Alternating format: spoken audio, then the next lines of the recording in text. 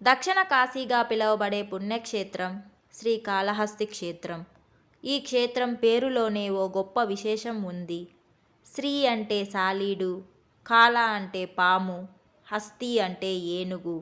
ఈ మూడు జీవులు భక్తితో పరమశివుణ్ణి పూజించి మోక్షాన్ని పొందిన పరమ పవిత్రమైన స్థలం.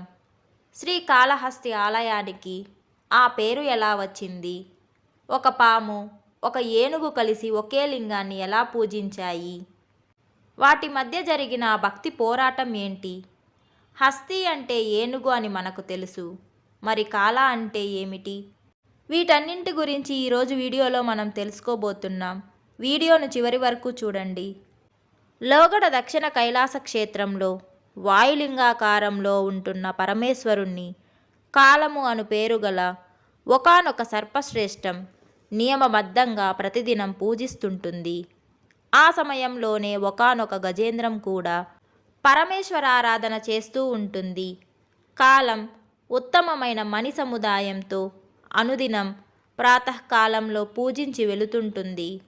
మధ్యాహ్న వేళలో గజేంద్రుడు వచ్చి ఆ రత్న సముదాయాన్ని రాళ్లుగా భావించి వాటిని పారజిమ్మి తన తొండంతో తెచ్చిన జలంతో శివలింగమును అభిషేకించి కమలాలతో పూజించి వెళ్ళడం దాని అలవాటు.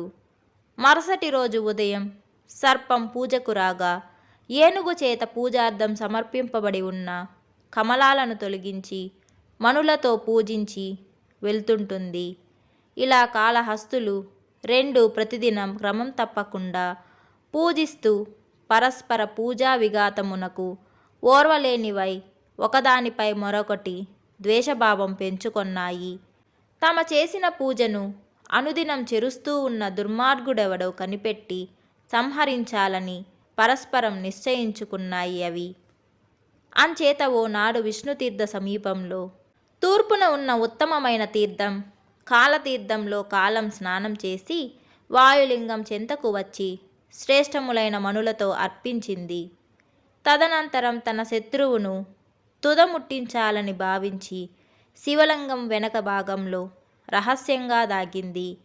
ఆ సమయంలోనే ఏనుగు దుర్గాచల సమీపంలో ఉన్న ఒకానొక తీర్థం హస్తి తీర్థంలో స్నానం చేసి తన తొండంతో నీరు పట్టుకొని తొండం అగ్రభాగంతో పుష్కరం కమలాలు బిల్వదళాలు పట్టుకొని శివపూజార్థం వచ్చింది. అంతకు పూర్వం సర్పం చేత సమర్పింపబడి ఉన్న రత్నాలను చూచింది. పట్టరాని ఆగ్రహంతో వాటిని ధ్వంసం చేసింది. ఎవడో మూర్ఖుడు కోమలములైన కమలాలను బిల్వదళాలను తొలగించి మహాకఠినములైన నీలపు రాళ్లను పరమేశ్వరునిపై పెట్టిపోయాడు. ఈ దినం వానిని సంహరించడం ఖాయం అని భావించి శివలింగంను తాను తొండంతో పూరించుకొని వచ్చిన జలంతో అభిషేకించి కమలాలతోనూ బిల్వదళాలతోనూ శివార్చన చేసి తన ప్రత్యర్థి కోసం రహస్యంగా నిరీక్షించాలని భావించింది. అంచేత శివలింగం వెనక భాగం అనువైన స్థలంగా భావించి లింగం వెనుకకు పోయింది. ఏనుగును తుదిముట్టించడం కోసం అంతకు ముందే శివలింగం వెనక భాగంలో నక్కి ఉన్న సర్పం మంచి అవకాశంగా భావించింది. ఈ అవకాశం సద్వినియోగం చేసుకొనాలి అని ఎంచి ఏనుగు యొక్క తొండం చివరనున్న రంధ్రం గుండా దూరి లోపలి భాగంలో చొరబడింది. తొండం లోపల ఉన్న సర్పం ఏనుగును బాధింపసాగింది.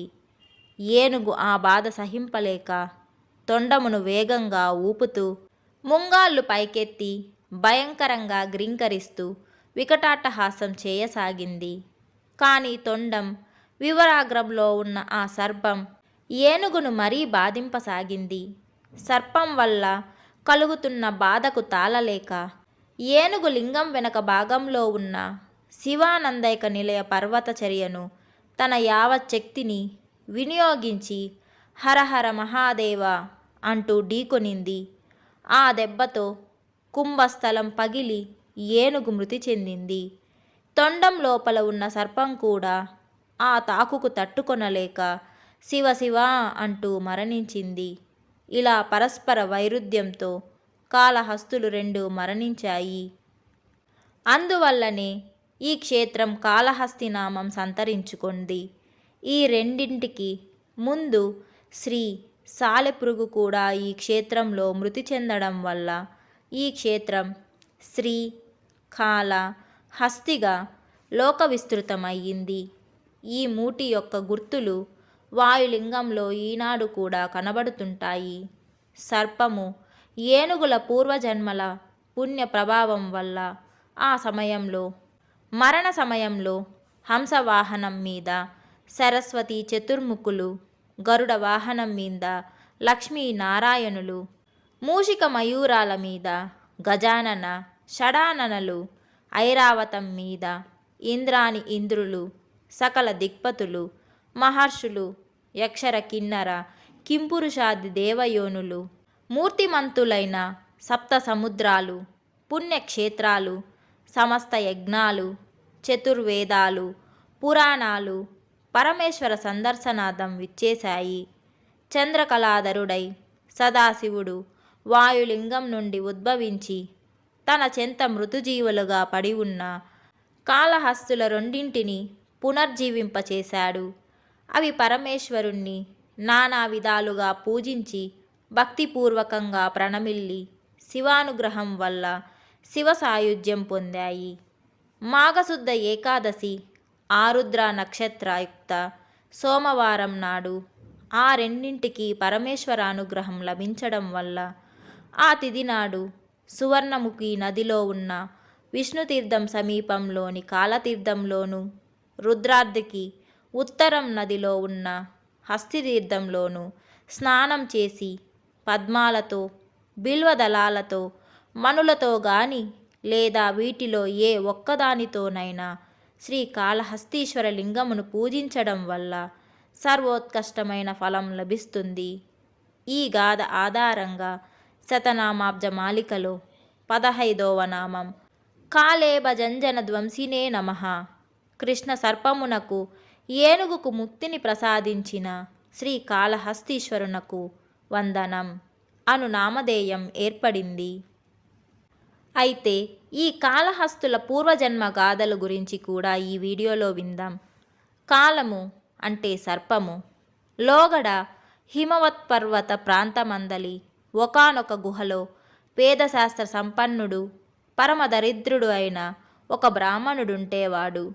కటిక దారిద్ర్యం అనుభవిస్తున్న సదాచార సంపన్నుడు, శీలవంతుడు కావడం వల్ల అతని పట్ల సమీప ప్రజలందరూ గౌరవభావంతో ప్రవర్తించేవారు.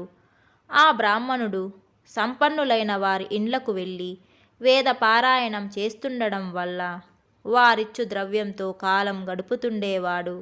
పరమేశ్వరార్చన రతుడు, అత్యంత ధనసంపన్నుడు అయిన ఓ గంధర్వుడు అతనికి ప్రాణసకుడు.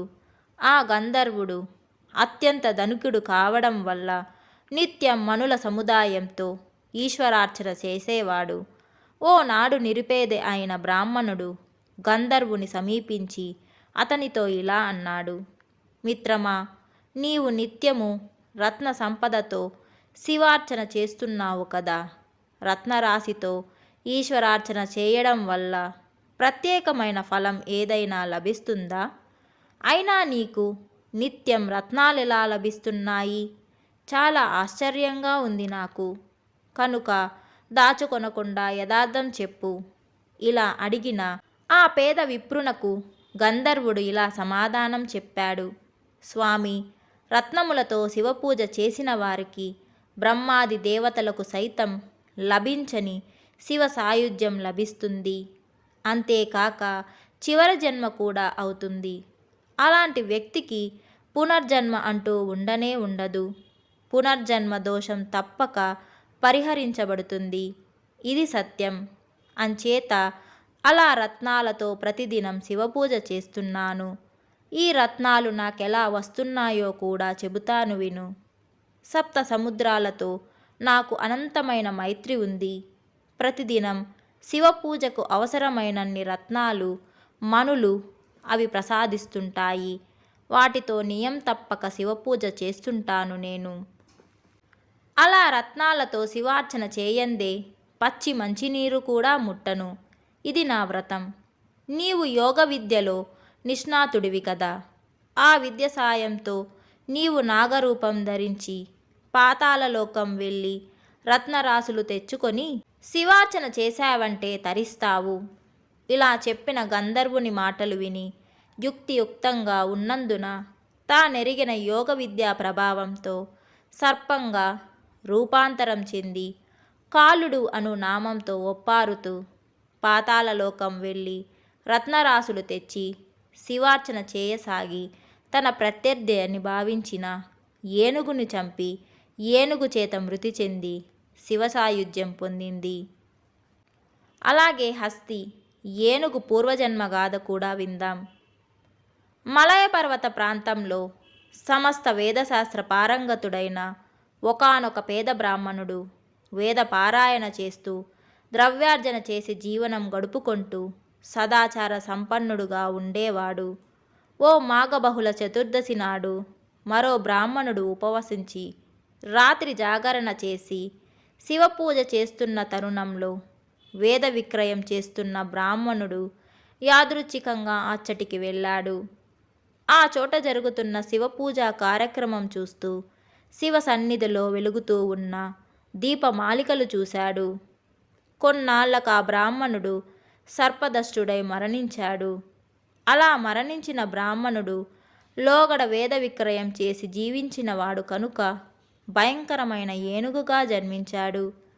మరణించక పూర్వం మహాశివరాత్రి పర్వదినం నాడు శివ పూజాదులను శివ సాన్నిధ్యంలోని దీపమాలికలను అదృష్టవశంతో చూచి ఉండడం వల్ల జాతి స్మరణం కలిగి ఏనుగు బాల్యం నుండి ప్రయత్నపూర్వకంగా శివారాధన చేస్తూ వచ్చింది.